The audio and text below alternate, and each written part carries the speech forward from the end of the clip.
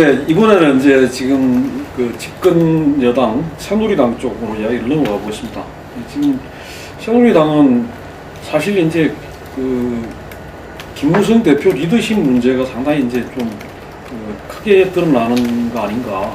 그 다음에 참 제대로 해가지고 총선 이후에 제 양반이 무슨 그게 있겠는가 이런 생각이 들 정도로 지금 상당히 좀 별로 어떤 그런 의미 있는 모습을 보여주고 있지 못하다 그런 지적도 있는 것 같습니다. 그 다음에 지금 조금 전에도 이야기가 나왔습니다만 TK 지역에서 친박 그 마케팅 이 부분들이 상당히 역풍적으로 오고 하는 것 같은데 그래도 이제 또 전국적으로 이게 뭐 그 박근혜 대통령을 내세우면서 하는 그건 상당히 살아있는 것 같습니다.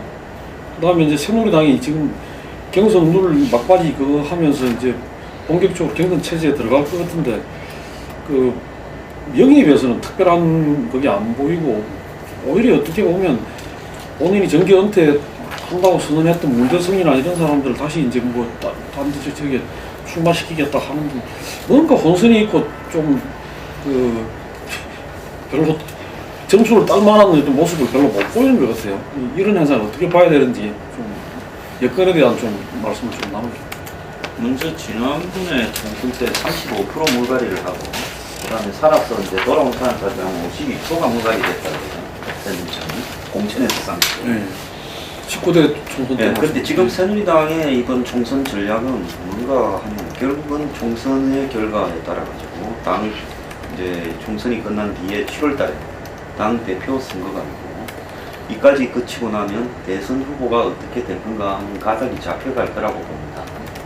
이 부분을 놓고 새누리당은 이번 총선의 공천이나 공천 방법, 룰까지도 다 영향을 미치고 있다고 봐요. 그 결과로 보면 비박의 김무성 대표는 현재 자신이 굉장히 오랫동안 대선 후보 여권 지지도 1위를 하고 있고 또 전체에서도 뭐 1, 2등을 가지 않습니까? 그러니까 이대로 계속 가는 것이 좋다라는 입장이 확고하겠죠.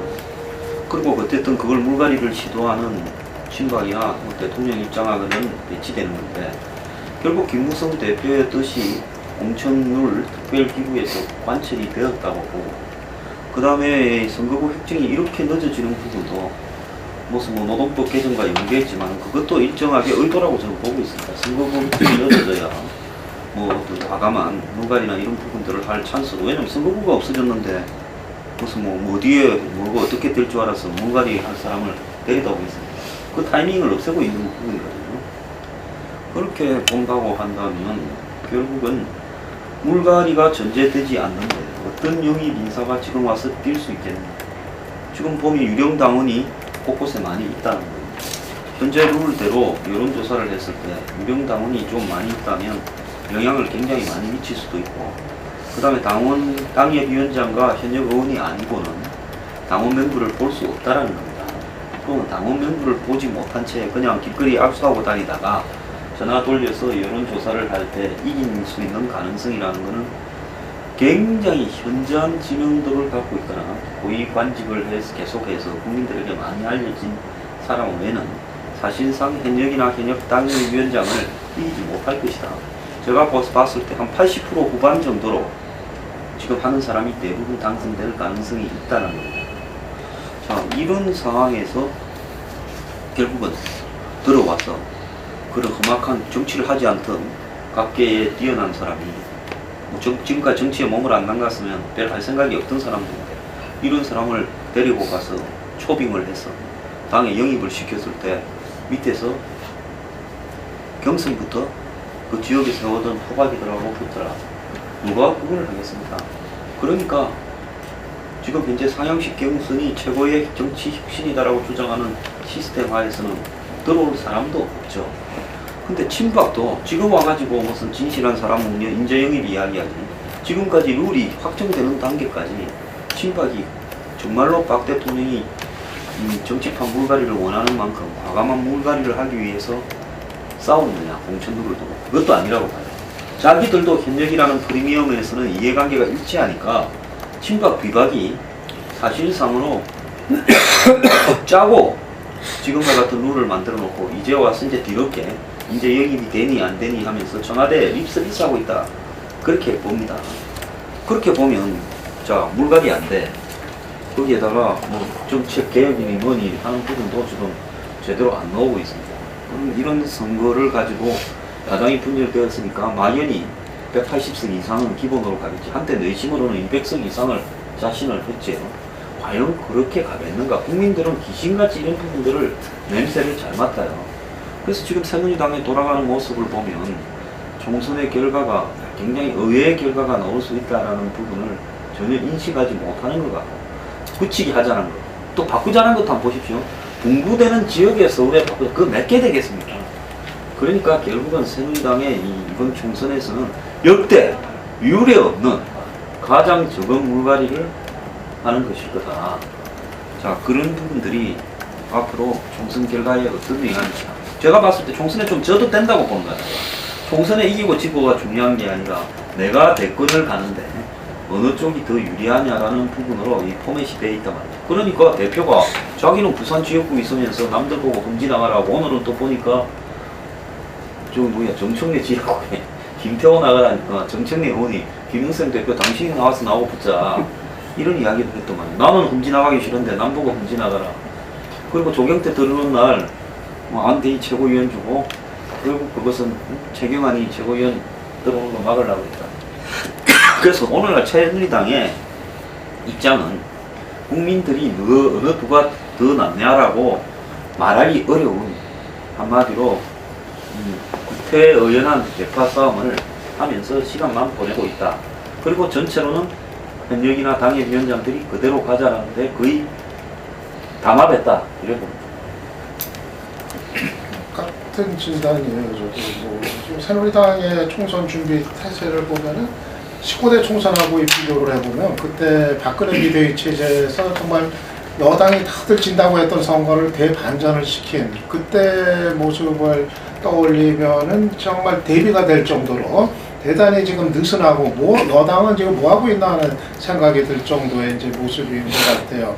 물론 이제 김무성 대표는 뭐 상향식 공천제도 확립했다 거기에 뭐 본인은 의미를 두지만은 뭐 얼마만큼 그거에 이제 공감이 되는지는 모르겠고 한마디로 얘기해서 새누리당의 지금 이번 총선에 대한 컨셉이 뭔지조차도 지금 이해가 되질 않는 뭔가 어수선하고 뭔가 하나로 설명이 어떤 데서는 뭐 상향식 공천제 뭐 혁신 얘기하는 것 같다가 뭐 문대성 같은 사람도 다시 저렇게 뭐 출마시키고 그러는 거 보면은 또 그것도 아닌 것 같고 뭐가 뭔지를 모르겠 정도의 그러면서 사사건건 친박하고 비박이 또 충돌을 하고 있고 그래가지고 전체적으로 아무튼 뭐 뒤숭숭하고 그리고 야당의 뉴스에 덮여져 가지고 여당은 뭐 하는지도 보이지도 않고 그러면서 총선의 컨셉이 뭔지도 좀 알기 어려운 이런 상황이 내내 계속되고 있는데 기본적으로는 뭐 아까 얘기했던 것처럼 일려 다야구도니까 야권 분열 구도니까 뭐 그래도 이기지 않겠는가 하는 어떤 좀 이제 자만한 오만한 좀 이제 그런 태도가 좀 깔려 있다고 생각이 드는데요. 역시 그러면 결국은 이제 승부가 야권의 어떤 그 마지막 그 선택에 따라서 이제 좌우가 될 수 있는 그런 선거가 된다는 얘기가 되겠죠. 마지막에 그래도 야권이 필요한 지역에서라도 연대를 할 때는 이 선거 결과가 이제 반전이 또 될 수 있다는 거. 그러니까 지금 분명히 그 정부 여당에 대해서 견제가 필요하다는 그런 어떤 국민들의 정서는 상당히 좀 확산이 되어 있는 상태이기 때문에 다만 지금 야권이 그거를 야권 당사자들이 그게 가능한 그 견제 심리가 살아날 수 있는 조건을 마지막에 마련하느냐에 이제 달려있는 문제일 뿐이기 때문에 뭐 그거에 따라서는 지금 뭐 여당이 전혀 또 다른 상황을 결과로 맞을 수도 있는 그게 또 여전히 열려있는 때라고 봅니다. 아까 야당이 뭐 일부 분열론에 대한 비판도 있지만 여러 가지를 정말 변화시킬 수 있는 재편의 계기를 만들고 있다는 일을 나는 긍정적인 평가를 하고 있다고 했었는데 반면에 여당은 정말 이번에 변화는 메시지 정말 없어요.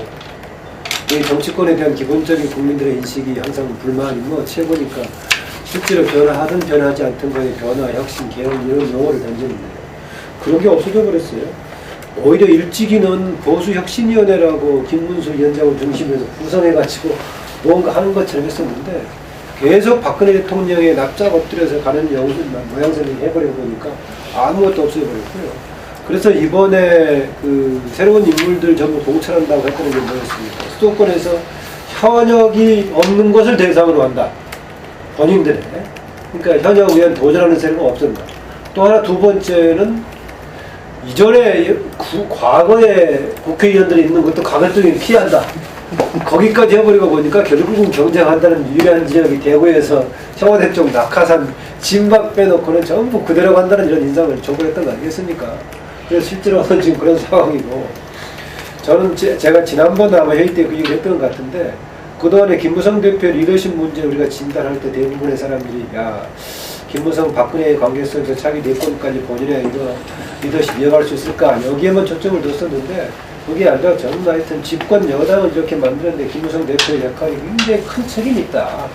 역할을 못해버리게 한다는 점에서도 김무성 대표가 최근에 당을 이끄는 과정 속에서 이렇게 만들어버리는데 큰 책임이 있다는 생각이 들어요. 그 점에서는 과연 지금 이제 역시 또 결혼에서는 선거에서 결과는 소선거기 때문에 어떻게 나올지 모르겠지만은 집권 여당 이렇게 돼 있지, 대통령 그렇게 가지.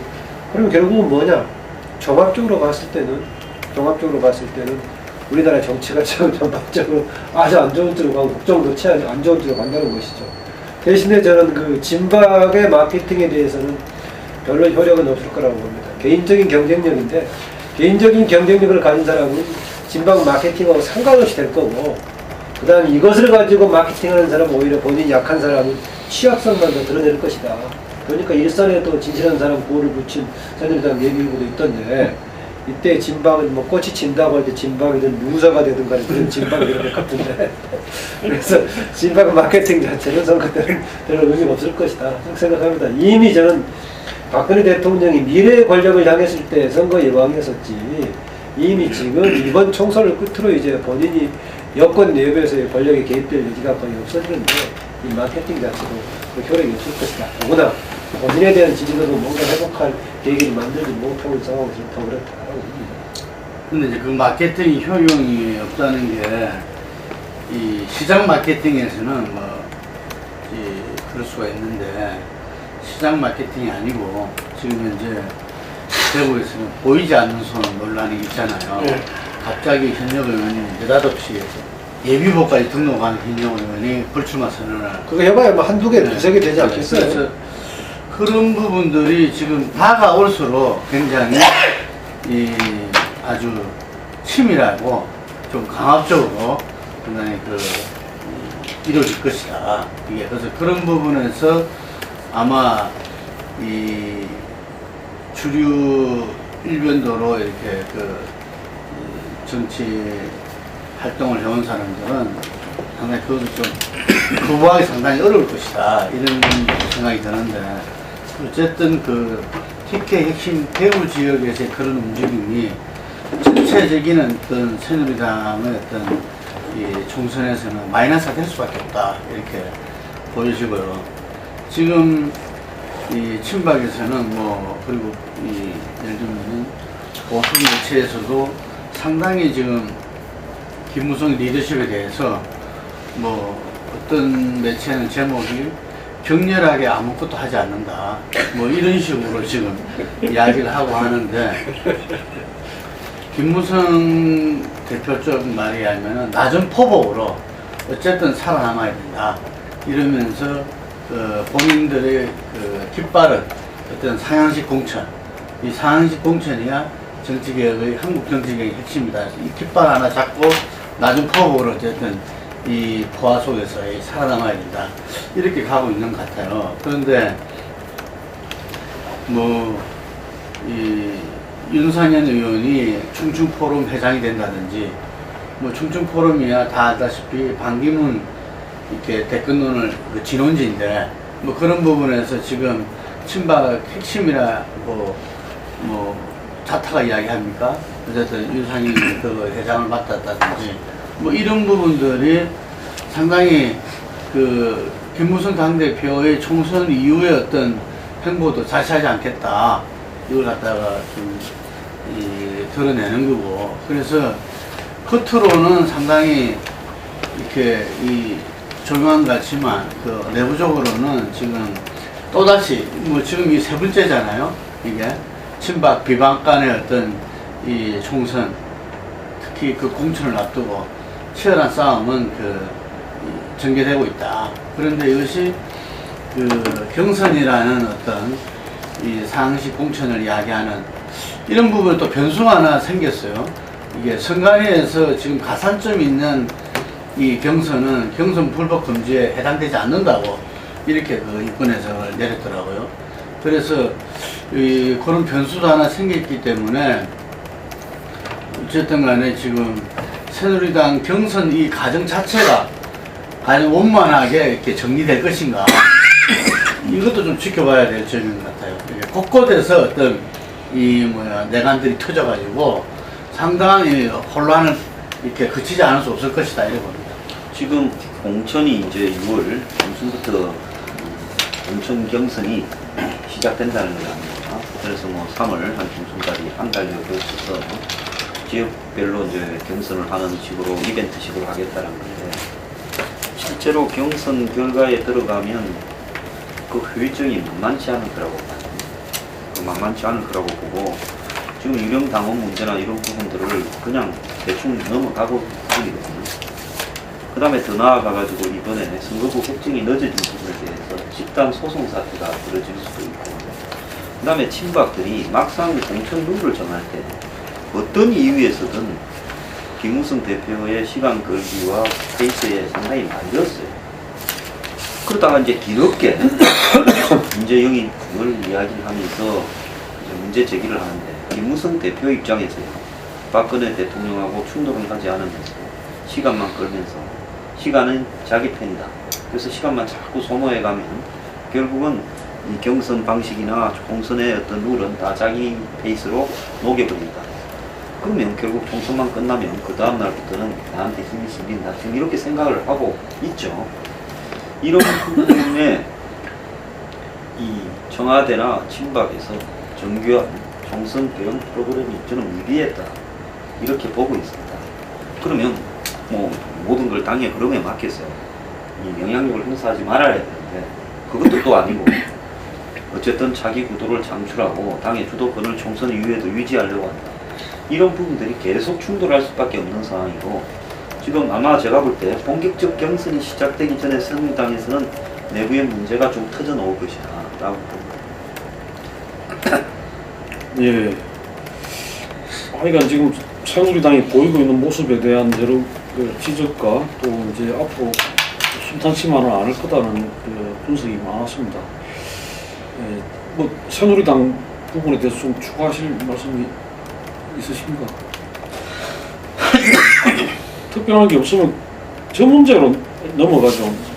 선거구 획정안은 일정하게 이제 합의가 됐다고 그럽니다. 여야 간에는. 근데 이제 쟁점 법안하고 일괄 타결에 대해서는 아직 최종 합의를 못 봐가지고 아마 처리가 늦어지는 것 같은데 이 253대 47 그렇게 된 거죠. 요 부분하고 쟁점 법안 중에서 뭐는 합의가 됐고 어떤 부분이 남았는지 또 이게 앞으로 전망은 어떻게 하시는지 그 이야기 쭉 잠깐 하고 넘어가죠.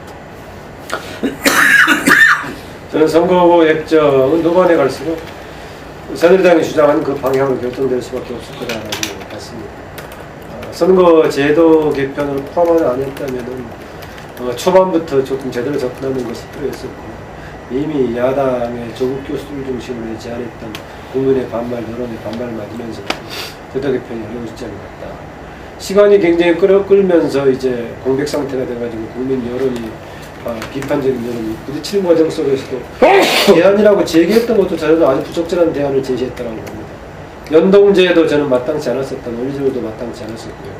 막판에 나왔던 5% 이상에게 내석을 확보해주는 것도 참 마땅치 않았었다. 뭐냐? 그냥 내석 규정하지 않더라도 세석은 기본으로 보장이 됩니다. 세석은. 해봐야 한 석 정도 차이가 나는 것이었고.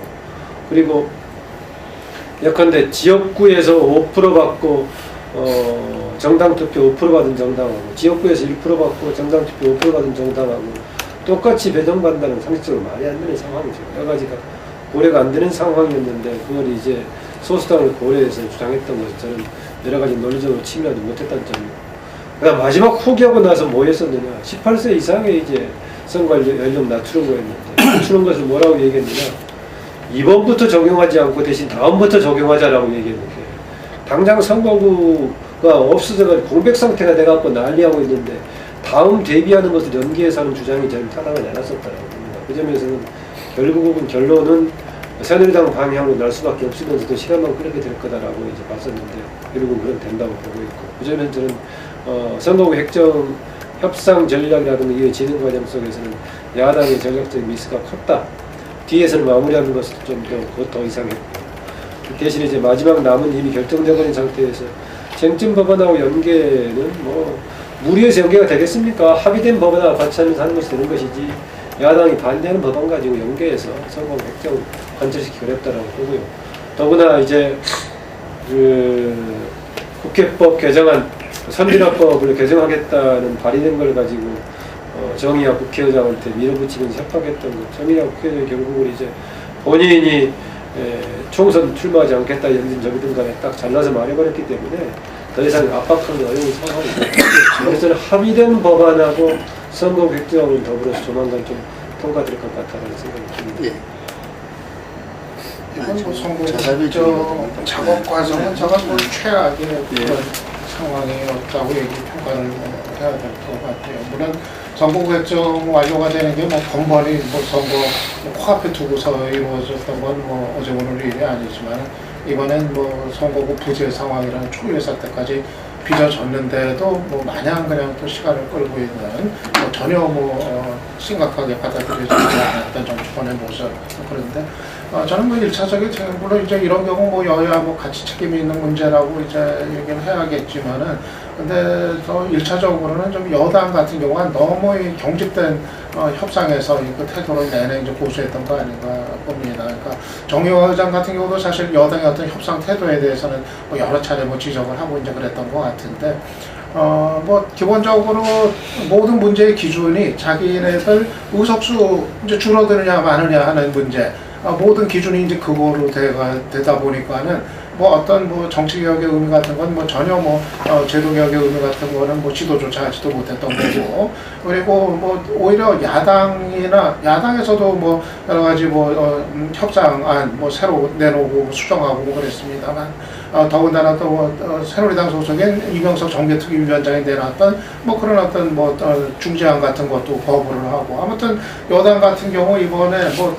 철저하게 밥그릇의 문제로 이 문제를 접근하다 보니까 협상이 완전히 뭐 꼬일 대로 꼬여버린, 여기서 이제 뭐 벗어나지 못했던 것 같습니다. 그래서 이번에 뭐 최종적으로 뭐 결과를 뭐 어떻게 이제 매듭을 짓든 간에 뭐 별 뭐 의미를 부여하기는 좀 어려운 그런 이제 뭐 최악의 이제 협상이 된 거 아닌가 봅니다.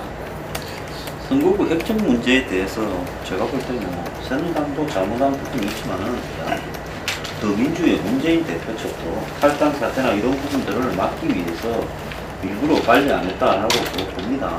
그렇기 때문에 이 문제에 대해서 누가 잘했니 못했니 하는 게 아니라 결국은 뭐 여야의 기득권 담합 형태였다 이렇게 봐야 될 것 같고요.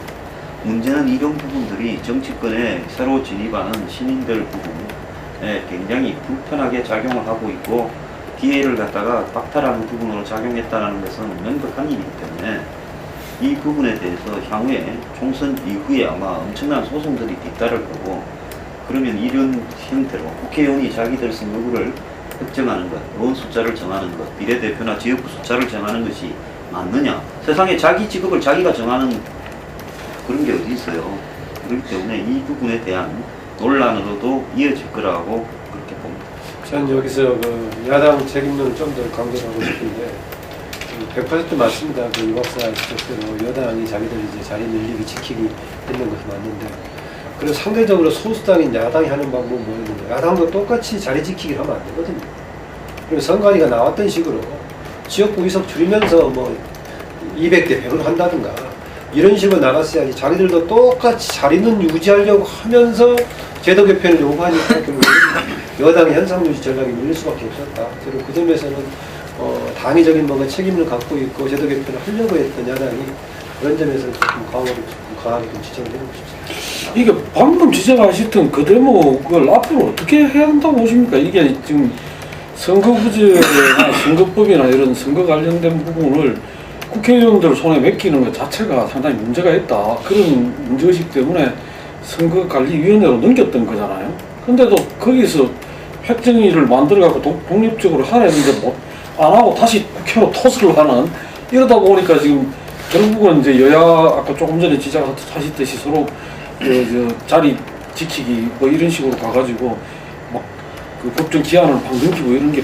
반복되는데, 앞으로 이걸 제도적으로 어떻게 제가 봤을 때는 전혀 정치적인 어떤 편을 들었거나 정치적인 경력이 있는 여야에서 완전 자유로운 뭐 사회적 그 맥락을 이런 사람들을 통해가 방통위 수준의 권위가 있는 일종의 선거법과 선거구 획정 이런 부분을 전반적으로 다루게 하는 그런 위원회를 만들어가지고 그 위원회에서 정리를 해야 된다, 이렇게 봅니다. 이번에 보면 선거공획정위원회가 재고실을 전혀 못했단 말이에요. 그냥 여야 3명씩 추천한 사람들이 다 그냥 그 추천한 정당 대변 역할만 이제 하니까 결국 뭐 독립은 시켜놨는데 아무 그 독립성을 책임을 지질 못했던 거. 그래서 제도 개선이 이제 아예 거를 아예 그 여야 그 추천 몫을 뭐 없애거나 아예 그냥 더 줄이거나 그래가지고 좀 그 다른 어떤 추천의 몫을 더 늘려가지고 그래가지고 이게 뭐 여야 추천 구조에 따라서 이게 결론이 나지 못하는 이런 거를 좀 막아야 되는 거 아닌가, 그렇게 좀 생각을 합니다.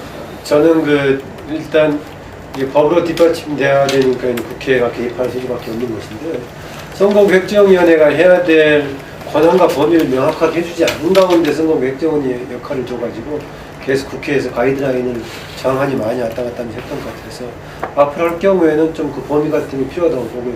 대신 저는 이제 국회에서 선거획정을 비롯한 이런 것이 정해진 일정에 완료가 되지 않을 경우에는 자동적으로 다른 메커니즘이 작동될 수 있게끔, 예컨대 행자부에서 그냥 기계적으로 한다든가 이런 대안을 마련해 놔야지, 형식상으로 절차법으로 규정해 놓고도 이게 무슨 뭐 손 놔버리면 해법이 없는 상황을 뭔가 필요한 조치가 필요하다. 그래서 앞으로는 선거격정 관련해가지고 일정은 정하되 그 일정 내부에서 국회에서 완수하지 못하면 자동으로 다른 식으로 진행이 되도록 하는 그런 보완이 필요할 겁니다. 예컨대 우리가 연말까지 예산을 국회에서 확정해주지 못하면은 다음에 불가피하게 준 예산을 가지고 뿌려가듯이 이런 식의 뭔가 지금 자동으로 작동될 수 있는 공백이 안 생기도록 하는 메커니즘이 필요하다고 봅니다. 그게 이 지금 선진화법에 의해서 그 예산안이 합의되지 않으면은 유일한 자동 정부에서 낸 예산안이 이렇게 본회의에 부의되듯이. 근데 그것도요, 마찬가지예요. 부의됐는데 부결시키면 어떻게 할 겁니까? 아니, 이제 본회의에 그렇게 했을 때 그때는 또 국민들이 바라보는 게 있으니까 그런 건데, 하여튼 이번에 선거격정안이 이전에 뭐 늘 2월달 되고 어떤 경우는 3월달도 됐다 이렇게 들 이야기하는 정치인들이 있는데, 그때하고는 좀 상황이 다르다 봐요. 그렇죠. 이게 그런 부분, 신인들과 그런 것을 형평성을 주기 위해서 또 헌재에서도 난 그것 때문에 예비후보제가 생기고 이랬는데, 상당히 뭐 이렇게 뭐 정의화 의장이 비상 상황이 되었지만 어쨌든 국민들한테 대혼란을 가져왔고, 또 이게 정치 불신으로 또 바로 연결되지는 거거든요. 하여튼 저 동네는 하여간에 뭐 이 동성학당이다, 뭐가 뭐 원칙이 뭔지도 뭐 모른다, 이런 식의 정치 불신은 국가 경쟁력이 아주 안 좋은 것을 계속 심화시켰는데, 저는 그런 부분들이 어떤 면에서는 그 박근혜 대통령이 국회가 그 자기들 위한, 자기들 것으로만 집중하고 국민을 위한 거는 제대로 안 하려 한다, 뭐 이런 이야기에서 아주 그 뭐 지침을 줘버렸어요. 그러니까 지금 이제 다른 쟁점 법안을 처리하기 전에 획정안, 선거구 이 획정안을 처리하면 안 된다 라는 어떤 지침을 딱 가이드라인을 줘버리니까, 지금 이제 뭐 아까 이야기한 여러 가지 부분들, 제도적 이런 부분들이야 뭐 야당에서 잘했든 잘못했든 여야 모두가 지금 선거구 획정안 자체는 거의 지금 합의가 이루어진 거거든요. 이루어졌는데 이 부분에 대해서 지금 이제 이 여당이 계속 이야기하는 거는 이게 정전법안하고 같이 통과되지 않으면 안 된다.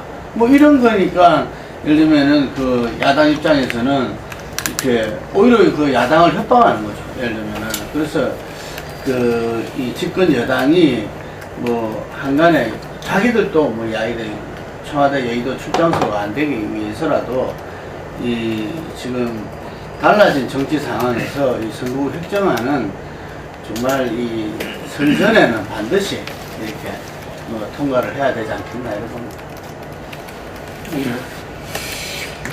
20대 총선 지역별 전망은 아마 3월 자담회에서 본격적으로 좀 이야기를 해야 될 것 같습니다. 후보군도 어느 정도 예, 야권 지금은 재판도 진행이 이야기를 들어가기에는 여야 후보 선거 후 획정 문제도 있습니다만 여야 후보 근데 뭐 시간 자체가 지금 있으니까 한 말씀씩 예, 그냥 예, 전반적으로 예. 이렇게. 그러시죠. 그래갖고 지금은 약간 좀 이제 추상적으로 전체적인 어떤 그걸 어떻게 보는지 한번 그 저전번 연말에 한번 그런 이야기를 나눴던 것 같은데 다시 한번 해보죠.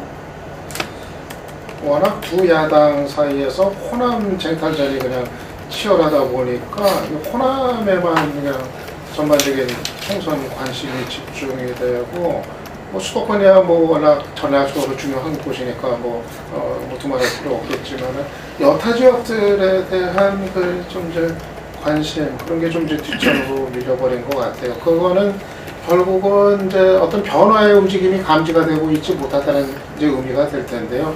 뭐 충청권이라든 특히 이제 충청권이라든가 뭐 이 영남권 중에서도 이제 특히 뭐 이제 뭐 부산이라든가 이쪽은 뭐 변화의 움직임이 없다는 거의 의미는 여당의 어떤 그 우세가 계속 이제 유지가 될 이런 가능성이 좀 이제 큰 분위기로 일단 지금 가고 있는 거 아닌가. 현 단계에서는 뭐 그런 얘기가 가능할 것 같은데 특히 이제 부산 같은 경우는 뭐 그나마 이제 야당 현역이 둘이었는데 조경태 여당으로 가고 문재인 대표 불출마하고 그러면은 거의 뭐 완전히 빨간색으로 그냥 싹쓸이가 될 가능성이 대단히 커진 상태이고 근데 또 안철수 쪽도 사실은 뭐 부산에 대해서는 뭐 속수무책에 별로 뭐 이렇게 전혀 이렇게 뭐 바람의 어떤 감지가 되지 못하고 있는 상태고 그래가지고 전체적으로 봤을 때는 뭐 부산이라든가 기존의 어떤 여당 우세 지역이 뭐 별다른 지금 변화의 기미가 아직은 없는 상태 아닌가 보이고요. 다만 상징적으로 이제 대구에서 이제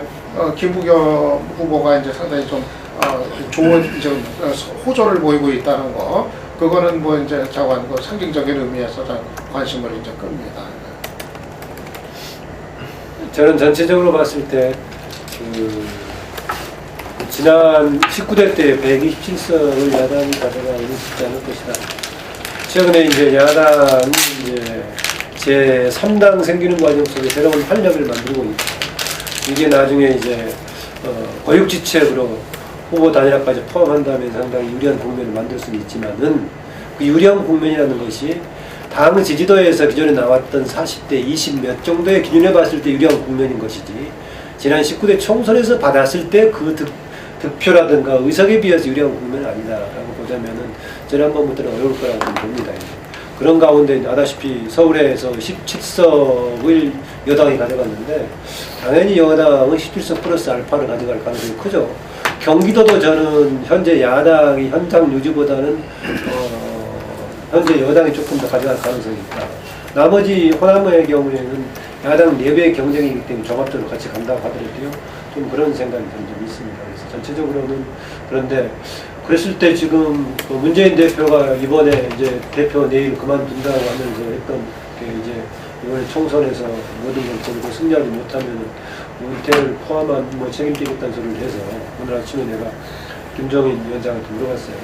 승패를 얘기하면은 뭘 가지고 은퇴까지도 시사하면서 책임지겠다고 했는데 승패의 기준이 뭐냐라고 했더니 지난번 가졌던 현 의석보다 한 석이라도 더 가져가야 되지 않느냐 그러니까 거의 127석을 얘기하는 것 같다고. 그래서 그 문제가 이제 더 복잡할 것 김정인 같아요. 위원장이 문재인 대표를 은퇴시키려고 하는 그래 어렵지 한석 더 많을 가능성이 제가 볼 때는 한국 정치가 굉장히 퇴행적으로 되어가고 있다고 봅니다. 특히 최근에 여러 가지 선거에서 지역 토박이형 후보들이 계속 이기는 방식으로 가면서 거기에 이제 차관을 해서 김무성 대표가 토박이형으로 가는 것이 낫다. 그러면서 이제 상향식 경선 이렇게 가는데요. 솔직히 한국 정치의 가장 큰 문제가 그야말로 일반 국민의 평균치보다도 자질이 떨어지는 사람들이 정치하겠다고 달라들어서 지역구 갈고 다니면서 지역구에 제대로 된 당원도 아닌 정치 부록카드를 양산해 가면서 정치를 하는 모습이라고 보는데, 이번 총선에서도 그런 모습이 옳았다라고 인정이 되면 이제는 지역 토고 부록카들이 정치하는 시대로 접어들면, 이게 상향식 경선이라는 명목하에, 국민 경선이라는 명목하에 굳어지는 양상으로 최근에 이 정치권에 얼마나 인물이 없는가에 대해서 과거에 70년대, 80년대하고 한번 비교해 봤을 때 확연하게 드러나지 않습니까? 그렇기 때문에 이번 이 선거를 그야말로 문재인 대표나 안철수 의원이 역동적으로 만들고 싶다면 다 지역구에 출마해서 아주 이 선거에 대한 어떤 국민적인 바람을 일으켜야 되고요. 새누리당도 마찬가지로 그냥 지역의 우세를 딛고 상향식 경선을 해서 가서 또 총선 이기면 이것이 최고의 방법이다. 그러면서 선거 테크닉, 요즘 조동원 무슨 홍보 본부장인가 해서 테크닉을 열심히 닦고 있는데, 정말 테크닉이 중요한 게 아니라 이 국민들이 지금 이 경제 상황에서 어떤 고통을 받고 있고 선거를 통해서 결국은 그 고통을 들어주기 위한 어떤 방향으로 새누리당이 방향을 전환해야 되겠는가, 이런 걸 보면 야당이 자극을 받아서 서로 또 경쟁적으로 내고 이렇게 가는 것이 국민을 위한 총선 방법인데요.